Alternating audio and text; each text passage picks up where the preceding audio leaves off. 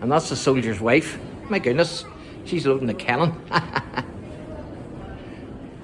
It says there, until the mid-19th century, the British Army frowned upon marriage, regarding it as a hindrance to absolute loyalty and obedience. This position was reflected by the restrictions on the number of soldiers' wives permitted in a unit. Only 6 soldiers in every 100, chosen by drawing lots, were allowed to marry on the strength. And I'm going to read a wee bit more of this. Married quarters were not generally provided in the British Army until the mid-19th century. Up until then, the soldier's wife had a little option but to share barrack accommodation with her husband's regiment. The only provision made for the couple's privacy was a blanket curtain.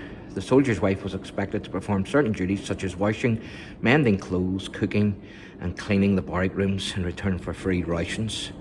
There were no regulations to prohibit a soldier marrying off the strength, but there was little to recommend such a union. Off the strength, wives were not allowed into the barracks, nor were the husbands permitted to live outside with them. They received no food rations or allowances. Despite the hardship of military service, some women chose a life in the army. Captain Molly was a young Irish woman commissioned as a sergeant by General George Washington, oh there you are, for taking the place of her dead husband at the Battle of Monmouth in 1778 during the American War of Independence. Very good. And so I assume that's her there. I would assume that I have a wee look and see what number that is.